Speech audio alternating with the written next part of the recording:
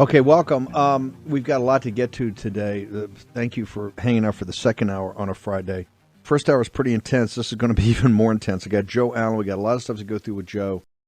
This is going to tie directly to President Trump's big speech tomorrow in Iowa that we're going to cover wall to wall. We will actually be up on Getter live streaming that, and I'll be in for commentary. And I'll probably do a pregame, and I may even do a postgame. I got to get Mo and Grace and everybody to sign off. Ben Harnwell is going to join us. A lot going on in the Ukraine situation and through the rest of Europe. The civil war they're having right now against Sharia supremacists. That's also going to tie to the speech tomorrow, and also this big fight on Capitol Hill about the funding, the budgeting, all of it, which you're in the front row of. I've asked, we shift over here at 6 o'clock to Lindell TV. As you know, not only am I a dear friend and colleague of Mike Lindell, but I'm a huge supporter of everything he's doing in media. And I've asked him to join. We've never had Mike on, and I think in the 2 years we've been doing the 6 o'clock show, we've never had Mike on to join us. But Mike, I want to thank you for joining us. But if I knew you were going to be as big a diva, see, the Memphis guys are a little different than the RFV in Denver. I'm always criticizing them, and they got a great team there. They're fantastic. If the folks know on the 6 o'clock show, because of the way the clock's set up, I'm much less, jumping around, and because I got longer swaths of time. And the Memphis guys are just totally calm, cool, and collected. So everything boom, and because the show has a slightly slower pace given the clock. But Mike, if I knew what a diva you were and getting set up on your own channel, Mike's like taking over director. Hey, my shots got to be perfect. Logan, I don't think of my sound. Dude, your guys are great. Just be the star that you are. And we really, if I knew it was this big a pain in the ass, we would have never thought of it. But anyway, thank you for joining us, Mike. Really appreciate it. Well, and everybody, I want to tell you about this, everybody. Steve likes to tell me how to be a marketer every day. No. I have caught a couple of nits, and I tell Lindell, you're the greatest marketer I ever met when I'm sitting there telling you something. No, real quickly, I want to, because I got a minute or two here. You said earlier in the morning show about we got wins all over. Sometimes the folks in the live chat don't feel it. They feel like they're being overwhelmed. And I'm about to go into a segment of this executive order that Biden has signed that is bringing in artificial intelligence as a central organizing principle in the government, not for surveillance anymore, but for absolute control. And I've got, Joe's got some cuts from Elon Musk, and Joe's giving this live talk tomorrow in L.A. that's already sold out and packed. People oftentimes don't feel like, hey, I don't see the wins because I know you guys are doing a lot behind the scenes, but what I see is guys in Cochise County getting indicted, or I see other people getting rolled up. So give me a minute or two about the wins. Yeah, and that's really sad with Cochise County because I had all them on the phone last year right after that election, and they did back down and they did certify. So for them to be press charges a year later for wanting paper ballots hand counted is disgusting. But they're doing that to try and get out in front of everything we're doing. We have a plan. You can check it out at lindellplan.org, everybody. And starting in January, we have a plan for all 3,143 counties coming from the bottom up.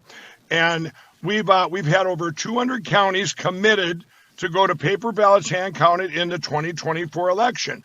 Now some are a higher commitment than others. I'll give you that. And but we are winning a big win with Argentina. We have a great example now of a country that can completely go to paper ballots in 4.5 months. And 30 million people, they had an election, not a selection. We have lawsuits winning. You're not going to hear about this on Fox News, everybody. You're not going to hear about this on any of these other channels.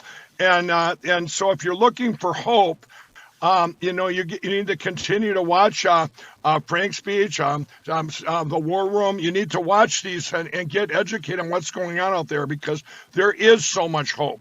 There's people everywhere pouring into this bucket of common sense, and we have plenty of time. Everyone says, Mike, do we have enough time? Do we have enough time? Yes, we have a lot of time, and we're going to get it done.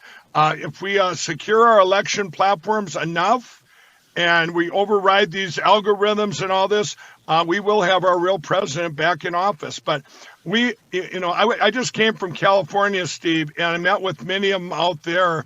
I have teams out there. California and Oregon and places like this, they're they've lived this horrific that's out there with the government and the things they've done to destroy California, like what's being done to us to destroy the United States. So they're way ahead of us, and these people are all on board. We have more people on the ground there, and we had Windsor. 18 counties were going to follow Shasta County and go go machine free to paper ballots. Well, the government steps in and goes, "Oh no, you can't do that. You can't do that." So what we've got a different plan coming on here for January and February, where everybody's going to kind of do this at once, where the media can't attack and the government can't pinpoint one county or one official like they're doing right now in Cochise County. We're going to all do it at once. It'll be the power in numbers. It's a great plan. There's great things coming out. You're going to see in the news in December here of lawsuits we have going on that I can't disclose right now, but things are going on. People, I wouldn't be so optimistic. I'm always optimistic, but if we didn't have all these things in place, I wouldn't be out here going, hey, we have great hope. I'm more encouraged now than I've ever been, and that's why they've been attacking me since our summit in August, nonstop for 3 months, attacking my pillow. And like it's never been attacked before. They want to silence my voice. They want to just completely bankrupt me. But they're not. But Steve, we're coming out the other end because of the War Room Posse, because of the support we've had from them. The biggest supporter we've had, everybody, at My Pillow during this time, so I can go out there and do these things, is the War Room Posse. Walk us through, particularly the audience appreciates this, because you're giving them all a heads up and the early looks into the specials. Walk us through the specials. Where do people go? The number is 800-873-1062.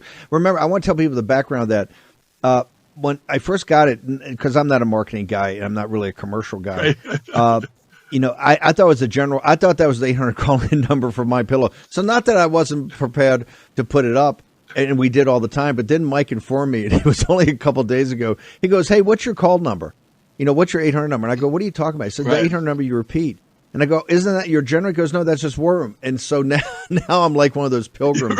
And Rush Limbaugh told the story that, hey, Jamestown, they were dying because it was all collectivism, but then they got their own plots, and everybody flourished, and everybody was a millionaire. I said, "I got my number now. It's all over." I repeated in my sleep, 800-873, because I was 1062. I was wondering, I said, I know Lindell's got a lot on his mind, but how can he not remember the 800 number to My Pillow? Then I realized he goes, "No, we have like 10,800 numbers. We have 800-873-1062, mypillow.com, promo code WARM. That's where you go. But Mike, tell us about the specials, particularly the free shipping. That number, everybody. And my operators love talking to you all because they know that's the War Room. It pops right up and says someone from the War Room Posse is calling when you call 800-873-1062. You guys are so encouraging to all my employees too. But the specials, you get free shipping on your entire order with the promo code War Room, everybody. Free shipping, your entire order. We've extended that. But the sheets, you get Queen My Pillow sheets for $39.98. A king size, just $10 more. And there we have the My Pillow mattress topper and the mattresses, 100% made in the USA. Get yourself now. Take advantage of that free shipping. Shipping is so expensive now. Take advantage of that. You're getting the biggest discount ever on the My Pillow mattress topper. Even if you got a new mattress, you don't have the technology I put into this topper. This will be a game changer, how you wake up in the morning. If you're waking up with aches and pains or whatever, you need a different input to get a better output. And that's what all the My Pillow products will do for you. But the free shipping on your entire order, get all your Christmas presents now. I want to add one more thing to everyone at the War Room Posse. When you buy Christmas presents now, I have my famous 60-day money-back guarantee. We're going to extend that to March 1st of 2024.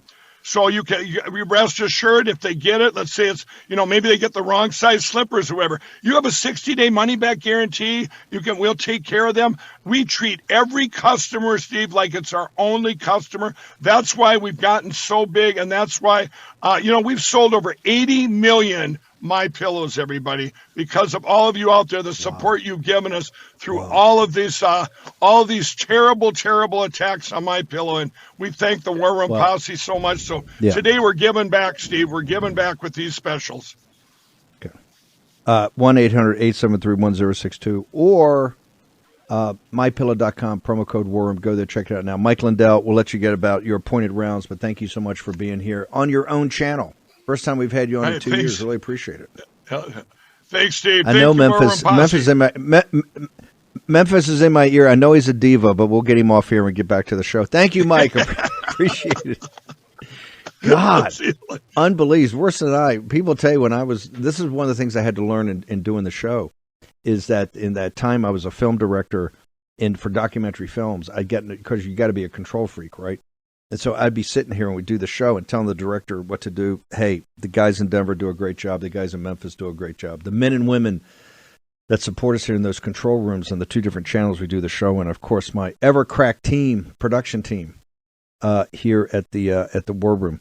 I've got a cold open. This is one of the great things the team does, the Joe Allens of the world, the rest of my production team, to put together these great cold opens.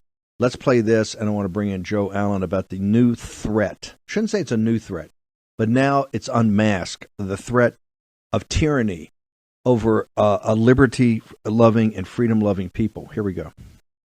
Actually, the thinker who I think had the best foresight about how the AI revolution was going to play out is actually Ray Kurzweil. And part of what he says is, look, what's going to happen is in 2030s, first of all, he says AGI 2029. Yeah, I keep telling people, it seems to be almost exactly right. But AGI, the idea of artificial general intelligence, given what you now are working on yourself, and you know how easy or hard it is to train, to create the inferences, to create the weights. It's funny, all these weights, they're just basically numbers in a comma-separated value file. And that's our digital God, a CSV file. I would say that we are less than 3 years from that point. How you think about that, again, and how you think the creative community and those who were the original IP owners should think about that. I don't know, except to say that by the time these lawsuits are decided, we'll have digital God. So ask digital God at that point. These lawsuits won't be decided before on a time frame that is relevant. If you look at the UK event, which I was part of, the UK government took the bait, took the ideas, decided to lead. They're very good at this. And they came out with very sensible guidelines.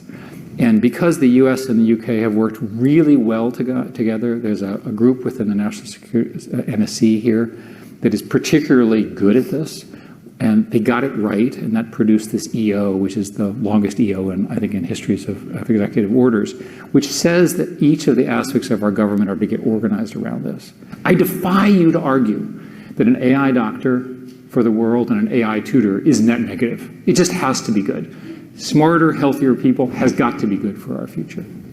When I started trying to help the Ukrainians, the Russians didn't really use very many drones. Now they have twice as many drones as the Ukraine. And this is a very, very big deal, and I know it's something that you personally are interested in because we've talked about it before, is these are steps toward more automatic war, right? So war unfortunately drives the necessity of invention. I think we're going to see this technology applied there.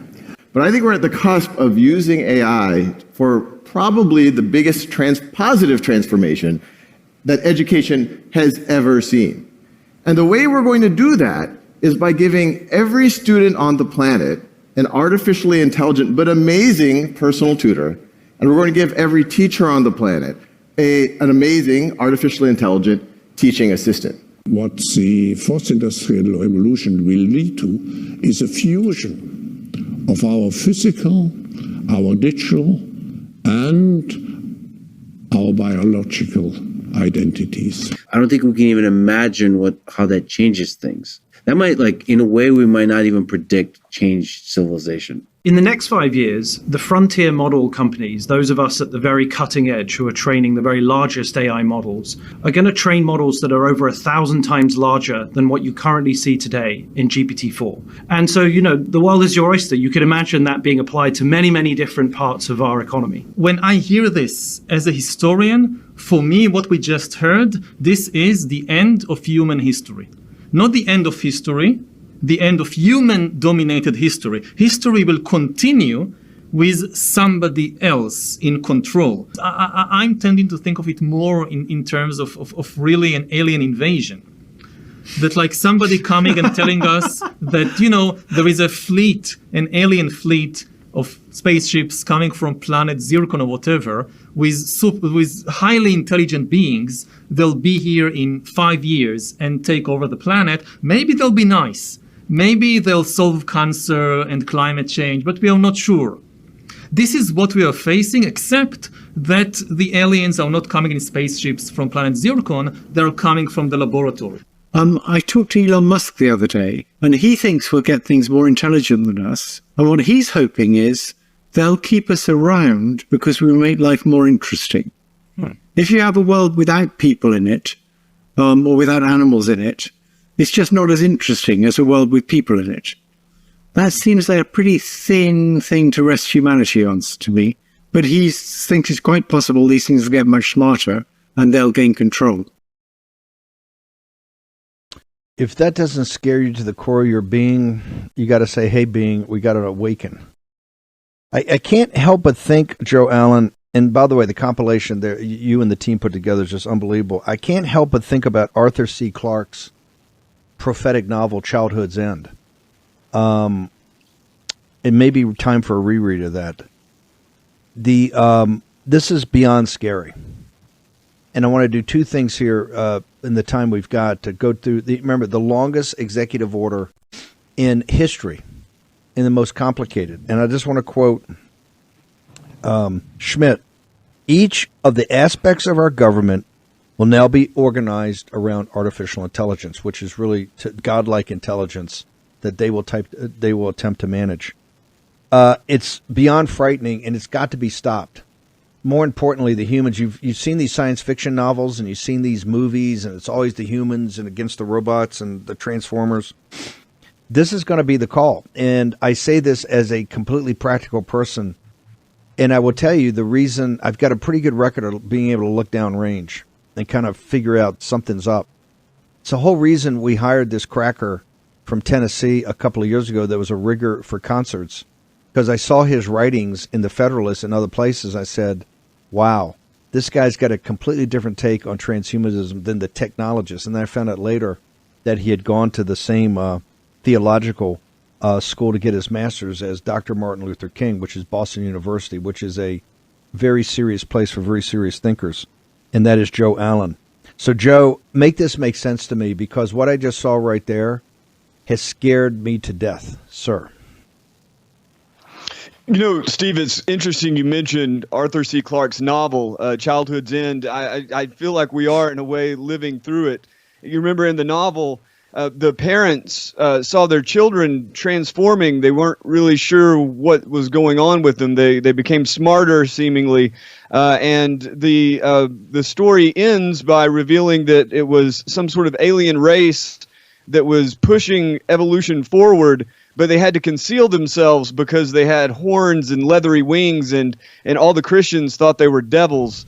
I think that was Arthur C. Clarke's way of saying that superstitious or traditionalist Christians will stand in the way of progress. But I think that in a way that narrative is flipped on its head. I think that we are in some way facing alien devil-like beings, but as we heard Harari say, it's not necessarily coming from outer space. It's coming out of the brains of the people in Silicon Valley, the brains of the people who fund DARPA projects, and of course the brains of people in the CCP in China, Tencent, Baidu, and across the world.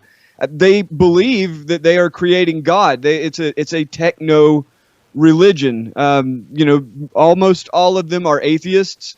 And almost all of them are terrified of the emptiness of death with no heaven or hell. And they appear to believe that they can not only create that God, but hang on. I want to make sure, because I want to define atheism here. They don't believe in the God, the supreme being that we in the Judeo-Christian West believe in. They don't believe even in the Abrahamic religions, of even the supreme being of what the religion of Islam believes. And I'm not talking about the radical supremacists. I'm talking about the core of Islam. They don't believe even in the Tao, or the Tao Te Ching, or what the Chinese religion, the religions came out of Asia about Buddhism. They believe they're not. It's not that they're not supremacists in that there is a order of like a supreme being. It's kind of like Robespierre in the French Revolution. When they got rid of the Catholic Church and Christianity, they realized they still needed something to convince the people there was some ordered logic to the universe, and they created their own festivals. And that, quite frankly, the other revolutionaries around Robespierre were so shocked when he did that and how popular it was with people. That's one of the reasons they got rid of him, which led to the end of the Reign of Terror. Kind of ironic. These people believe, and correct me if I'm wrong, and this is where it gets scary, and this is why it's got to be a call to action, and that of everything I keep saying that we're working on, this is the ultimate signal, and this is what our era and our age will be known for 1,000 years from now, 500 years from now. Will be this in this fight of the Homo sapiens versus there are humans that believe because that they can create in this technology greater orders of magnitude of the understanding of knowledge and the manipulation of knowledge, that they can create the supreme being, that they can create a God. I mean, this is directly almost from Genesis. This is the fruit of knowledge, the tree of knowledge, in which you understood it was about good and evil. This is playing out Genesis in real time. Am I too far off about that? Because it's not that they don't believe in something that can be supreme. They believe they can create it. They reject all of the revealed religions of mankind, all of it. And someone can say, well, I'm a Buddhist and I believe in peace. But they essentially reject the core tenets of all the religions, the revealed religions of mankind, of the Homo sapiens, for a new techno-religion that is created by them. Joe Allen. You know, it's funny that the apple of Eden, that was an inspiration for Microsoft. I'm sorry, for Steve Jobs and Wozniak. And their first major commercial product, I believe, is the Macintosh 2, sold for $666.66. That's a fact. You can look that up anywhere. I was once in Prague, and I saw a sticker on the Apple Museum. The sticker read, 3 apples changed the world. The first was given to Adam by Eve. The second inspired Newton. And the third was handed half-eaten to the world by Steve Jobs. And this religious sentiment mixed in with all kinds of New Ageism and psychedelia, that, again, stands at the founding of Silicon Valley and big tech. And I've got one more quote here. I saw it a long time ago, but I included it in my my new piece on Elon Musk as the cyborg savior seeking to build digital God. But this comes from Sam Altman. 2 years before he co-founded OpenAI, he wrote a small blog post in which he said, the most successful founders do not set out to create companies. They are on a mission to create something closer to a religion. And at some point, it turns out that forming a company is the easiest way to do so.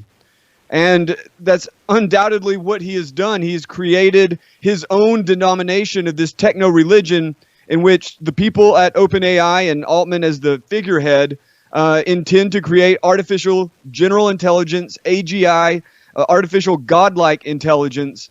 And, what scares me the most, Steve, the possibility of them creating an AGI is much less terrifying than the reality that they have created a sort of elite priesthood or various orders of elite priesthoods, and that they command, I would say, if not more capital than any other sector of the economy, certainly among the largest chunks. Their ideas inform our military. Their ideas inform academia. Their ideas are now at the heart of the biomedical establishment. You heard there Eric Schmidt arguing that there should be an AI doctor or AI doctors to be a kind of guide stone for medical professionals worldwide, meaning, of course, that this priesthood would be the ones determining the parameters of what is and isn't healthy, what is and isn't medicine. Same for education. And if there's any one thing that really scares me more than nanoswarms tearing my body apart and reconstituting me as, a kite, the thing that really terrifies me is the digitization of education, because as the student body becomes digitized and as they inject artificial intelligence as a primary instructor, what you have is a kind of real-time, personalized brainwashing machine. And I suspect that is exactly what they will do with it, including Bill Gates, Sal Khan, and of course, Eric Schmidt. Just hang on for 1 second. I want to take a break. I want to hold you. I want to talk a little bit what you're going to be back on tomorrow morning show, but tomorrow night I want to make sure everybody in the Los Angeles area gets a chance, not just to hear what you have to say, but also to meet you. And I know you spend hours afterwards talking to people. So we're going to take a short commercial break. Make sure your government, every aspect of the government is going to be around AI. Schmidt tells us that, and they've already worked this out. This executive order, they've already promulgated it. One of the things they're trying to do is the central bank digital currency. You have to understand how that can impact you, not just for control, but also for your economic well-being. That's why I go to birchgold.com/Bannon. Talk to Philip Patrick and the team. Talk to the team now. Figure out, have them help you think through why gold has been a hedge against turbulent times for 5,000 years of recorded history. Get that. Get the answer. Get yourself a big old pot of Warpath coffee by going to warpath.coffee/worm. Take a long drink and think about it. Short break. We're back in the worm in just a moment.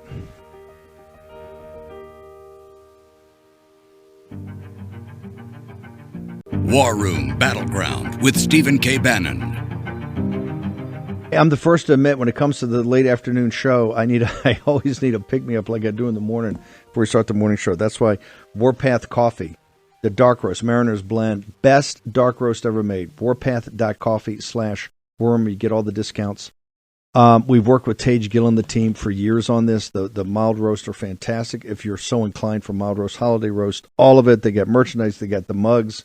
Love this mug. Got my own Warpath coffee mug. Don't want to break it in yet because it's my only one I've got so far. I don't want to chip it or anything. So, but make sure I always get a jolt late in the afternoon.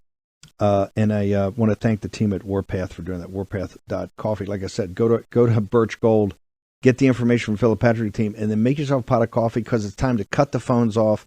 You know, Joe Allen makes the point that when I talk about cyborgs and talk about humanity, you have Homo sapiens, you have Homo sapiens 2.0, Joe goes, hey, Steve, we're already Homo sapien 1.25 to 1.5 because of the connection of the phone to people and kind of the ability of the phone to really overtake your life. So that's why I want you to cut the phones off, cut the computer off, sit in a corner, look out your window, have a cup of coffee, and just think. Just think, particularly when we send you these sites, get the information, just think. Remember, this show is built upon, our predicate is free men and free women who want to remain free and want to bequeath this republic to their children and grandchildren as a free constitutional republic, as long as the odds against that seem. Joe Allen, I'm going to have you back on, we're going to have you back on tomorrow morning show. This is a really big deal. Karen Siegman and the team at AFA are some of the best folks out there. You're in Los Angeles. You're at the Lux Hotel, premier location. We used to do a lot of events with Andrew there. In fact, Andrew, the celebration of Andrew Breitbart's life was done right there in the main ballroom after we had the ceremony of actually his burial. And we always did a lot of stuff because it's right down the street from where Breitbart headquarters were. What time is it going to be tomorrow? Where can people still get tickets? How did they see you? Tell us what time it's going to be. I want to make sure as many people in the greater Los Angeles area that are War Room Posse get to listen to Joe Allen, but also get to meet Joe Allen. First place you could go to my social media at JOEBOTXYZ, top of my page. I'll have it pinned up at the top. And you can get tickets. Maybe there's a few left. I haven't talked to Karen today. They're almost all gone, but there should be a few left, I hope. It starts at 6 o'clock, I believe, doors open. 6:30, there's a buffet. I believe there is wine available. I'm hoping so. And the event will go until, I believe, about 9 o'clock. A few different things going on there. So I do hope the War Room Posse will come by. A number of people have reached out to say they were coming. I look forward to meeting you all. You can also find all of the dates that I've got. I've only got a few more left on this round, but in January, so on and so forth. You can go to warroom.org under the transhumanism tab. I'll be updating it there. I've already got 4 dates in January, 1 in February, hopefully coming to a town near you. And then you can also see my new article Elon Musk is positioning himself to become, Elon Musk positions himself as a cyborg savior to build digital God. He is one node among many in this vast neural network, but the amount of sway he has over our side, over otherwise sensible people on the right, I think that they really have to be honest with themselves about the theological implications of following this Pied Piper off this particular cliff. It is a cliff, and if they follow them, it's not that we're not going to go out of our way to make sure they get off information. So they do it as free men and free women.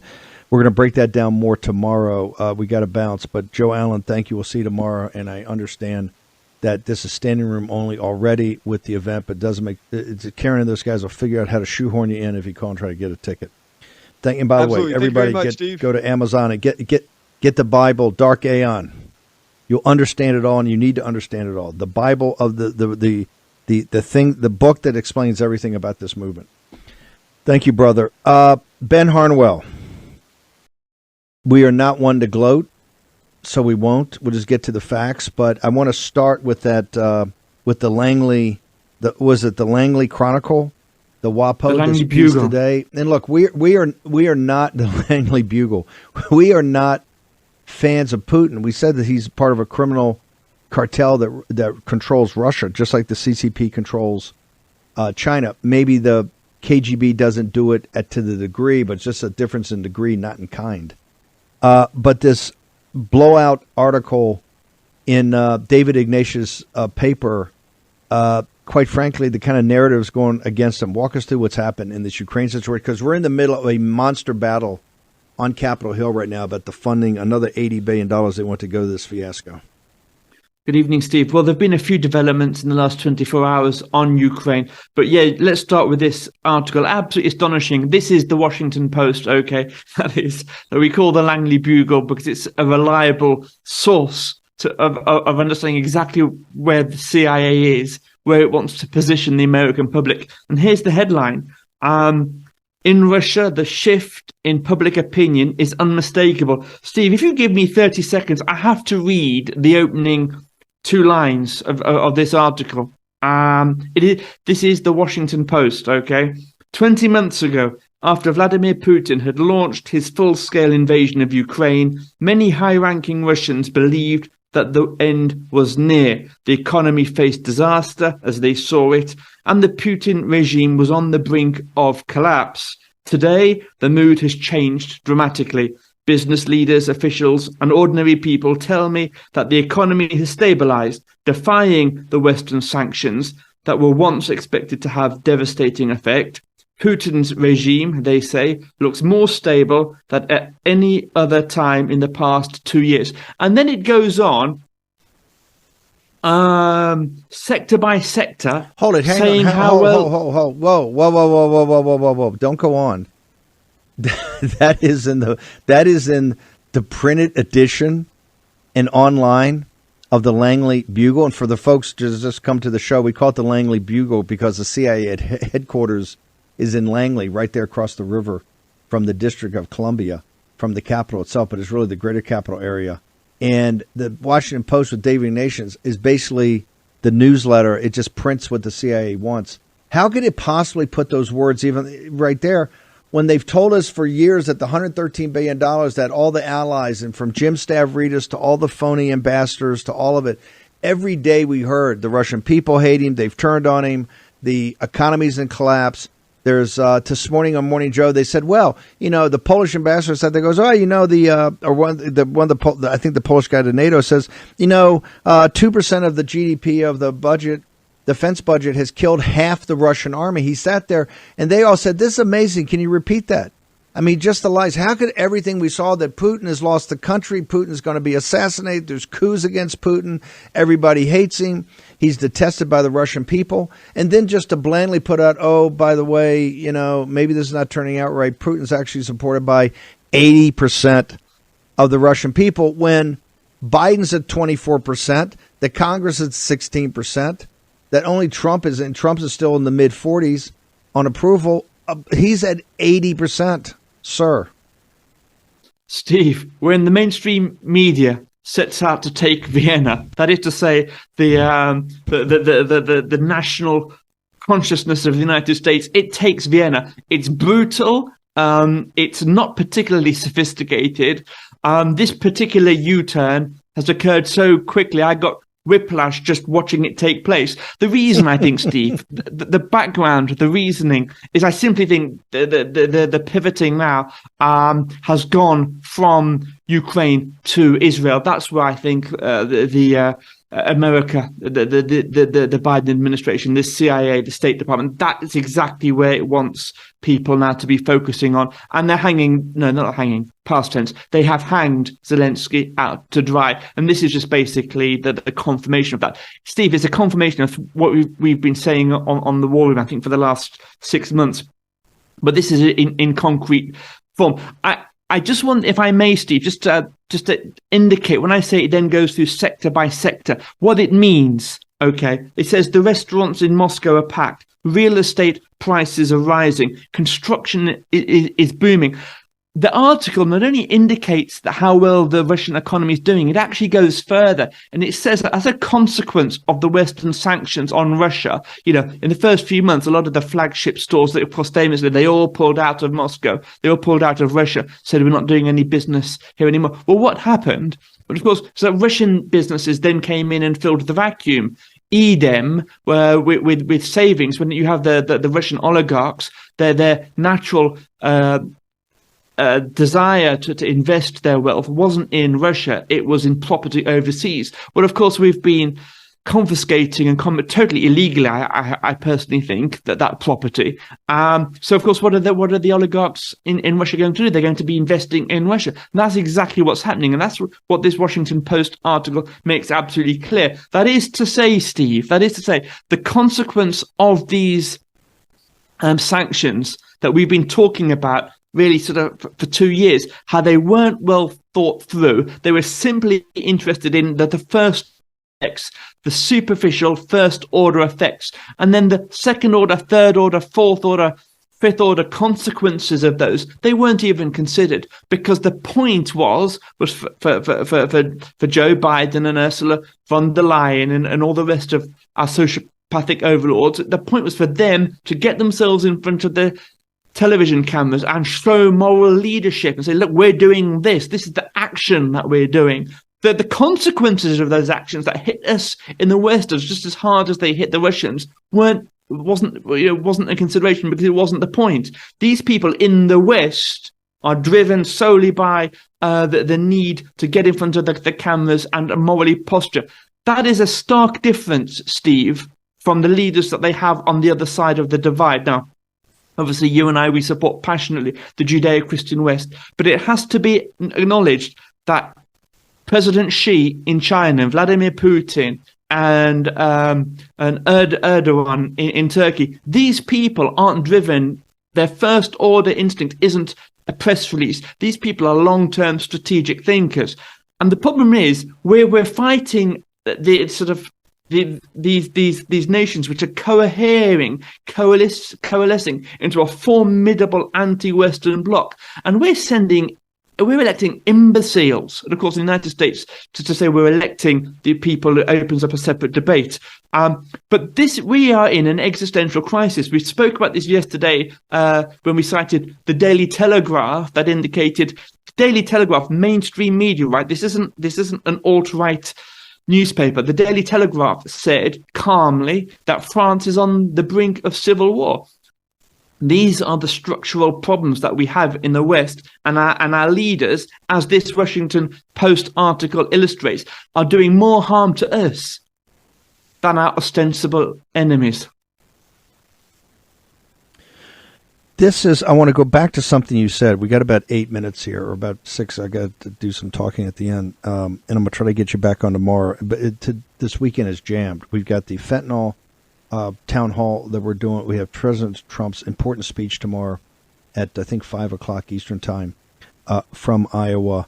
We're doing. We're going to have touching the CPAC Japan tomorrow.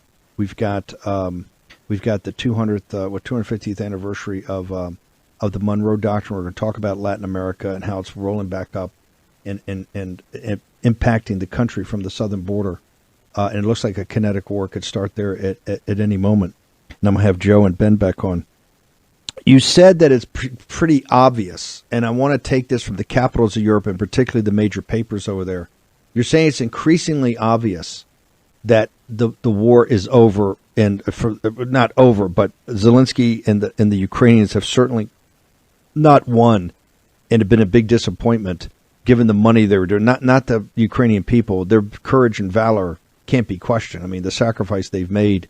The country looks like Dresden, and I think there's 75,000 to 80,000 combat casualties of men, women, and children. But why do you derive that? Is that coming out of the papers now? Is it pretty evident to you with your great pattern recognition that you can see that even the mainstream media is starting to push the narrative that Zelensky may have played his hand out here? Well, there have been two immediate developments since I came on the show yesterday that perfectly back up this question that you just asked, Steve. One of them is that President Zelensky gave his as he does every day since the war. He has been giving a nightly address.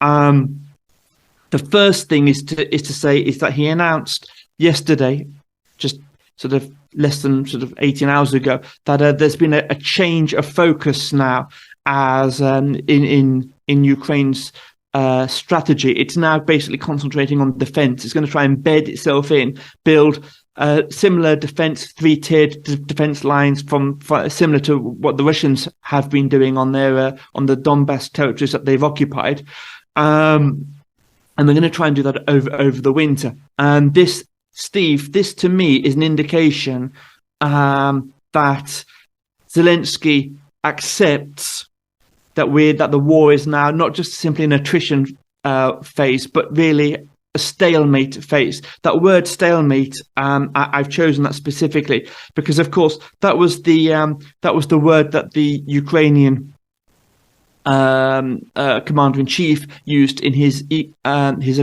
interview in The Economist. That was then obviously immediately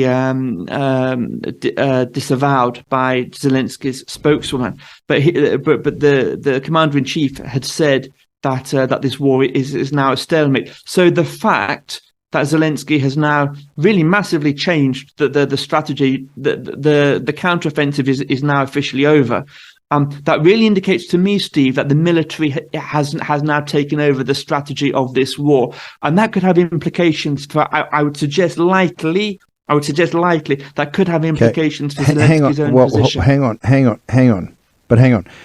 This is very important because you've had this split that's been from The Economist and the FT and Times of London, a split between the military and Zelensky. Zelensky still pedal to the metal, feeling he has to sell that to the Americans to keep funded and to NATO to keep funded. And the military basically doesn't want to be left holding the bag that it was their fault that this didn't go on. And they've been taking a more rationalist perspective. Is that what we're seeing playing out here now, that even Zelensky may have said to the military, okay, I understand, we're going to plead with the United States and London for money for defense to stop the Russians, but I'm going to stop playing this game of we're going to continue an offense. We're going to take Crimea. We're going to take the Donbass because I can't get the people. The recruiting's down. I'm running out of bodies. Is that what we're seeing here? The reality check of Zelensky? Steve, it could even be more serious than that for Zelensky's own position. We spoke how General Valery Zelensky, who is their commander-in-chief, and just to make the point again for an American audience, in Ukraine, that the president, the head of state, is not the commander-in-chief as he is in the United States. They're two separate roles.